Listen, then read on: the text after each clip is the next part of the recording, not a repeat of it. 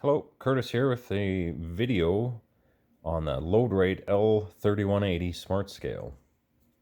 The nature of this video is to help operators navigate around the indicator, new operators, or even just a little refresher just on how to add your buckets, how to zero your bucket, how to change through your product, how to change through different data fields that have been activated for you. For instance, customers, truck numbers, a direction, a pit location, multiple attachments, even that. So for instance here, let's say we actually drove to a different area in the quarry and we're not doing salt anymore. We're going to do riprap. I can just touch the riprap field. It'll prompt me if I wanted it that way to choose the company that comes by. So we got construction company, and we can just do truck 1 for now, and a direction. We haven't really set that up yet, but you can see how it prompts you through the data fields. So now up here I can see I'm loading riprap for construction company, truck 1, and the attachment is the bucket. So I will perform a lift like usual before they even come by. See, I have 0 weight. I'll update that with the 0 button down here. Would get rid of the check 0 message that you see up there. So now we'll go into our pile. We'll grab a load. 3.18.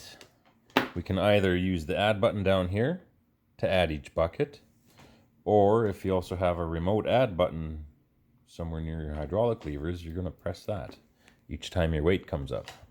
Pressing it now has no effect. What if we loaded the same bucket? I press this button, adds it.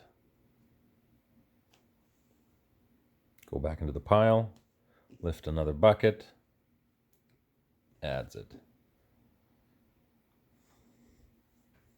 Go back into the pile, we'll maybe load a heavier bucket, add.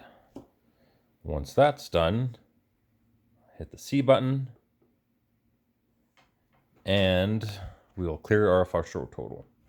So now let's say we drive to a different area and we're going to be moving some salt. Hit the product, hit the check mark to verify the product, different company, different truck number, and a different direction.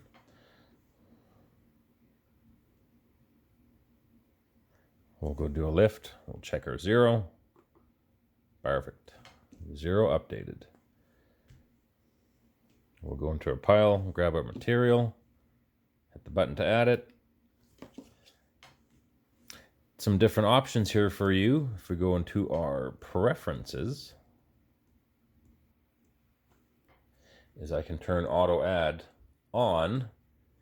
So when I usually set mine up, anything over 500 kilograms, it'll automatically add. Anything under, it won't. So let's see. It added it, automatically added it without me even touching the button. The button right here. We'll add another bucket. No touchy, adds it. Clear it off. So let's say we wanted to maybe add a product that's not already in here. I'll go to my hot tiles up here. I'm now in my product menu. So what I'm going to do to add another one is just hit the plus button down here. Enter new data item. So what do we have? We have, let's say, 3/4 inch road crush. So I'm going to cycle through the keypad starting with the number 3. Up here we've got punctuation. So we can go 3/4, back to the punctuation, 3/4 inch, space. And now use the keypad, cycling through each number so we can get the word road crush.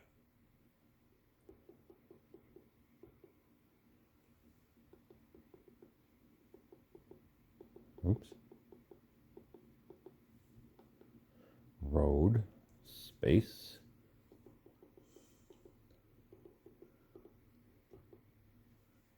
I made an error. So all I'm going to do is hit the C button, hit it one more time, and continue. Crush.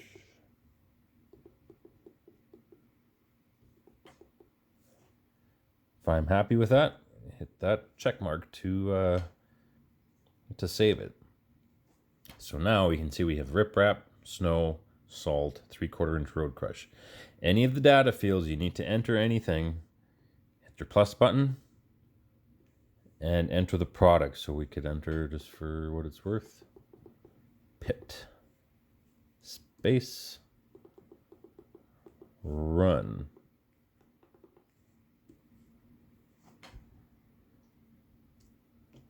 So same thing with the customer. If I got a new customer coming by, all I'm going to do is hit the plus button, enter the name, save it. Now, if we actually wanted to delete a name, for instance, any data field that's opened up for customer, here, for instance, you can see customer 1, 2, 3, just a generic field.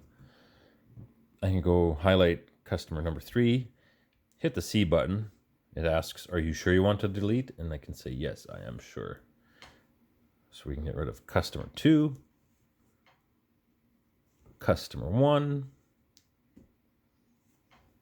Now we're away from the generic headings that we were given, and we actually just have straight company names that are relevant to our operation. Same with trucks, plus, enter the truck number, alpha or numeric, hit enter, you're done. Your multiple attachments on our hot tiles up here, if we're going through an attachment fairly frequently, we can set on our preferences, and I'll scroll down here to show you our data list display. So on my first tile, I have the product. Second tile, I have the customer. Third tile, I have the truck. Fourth tile, I have my attachments. By hitting it, I can actually set that tile to read nothing. I can have it to read scale attachments. I can have it to read bucket weights, my previous bucket weight, my load count, my average weight per hour, my total, a direction, and again, truck, customer, product. So we have it set up for scale. So now if I wanted to switch my attachments and put the forks on and load this flat deck with, oh, I don't know, bales or something, go to my forks, hit enter. I have my alerts turned off, but what the scale normally does is prompts you to check 0 immediately after changing your attachment. So you would check your 0, update it down here. Now you're zeroed on your second attachment. You can see it up there. So now I'm going to go load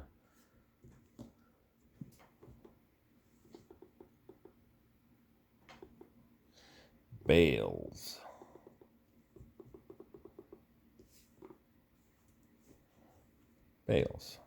Bales for Johnson, truck 2, and you can see in my forks. I'm going to go load my heavy bales here. It's on automatic add. Now actually I added that by accident, and I actually want to get rid of it. I have an undo button here that if I hit it once, it undoes the previous action. Having said that, this undo button will undo that action too. So if I actually press it, it undoes it and brings it back. So it only undoes the last action that you did.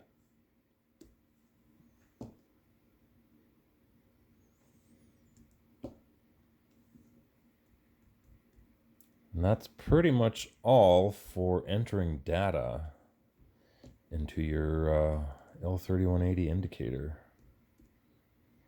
If you have any questions about anything else on the scale system, please feel free to comment, or you can also reach me at scalequestions@gmail.com. Have a great day.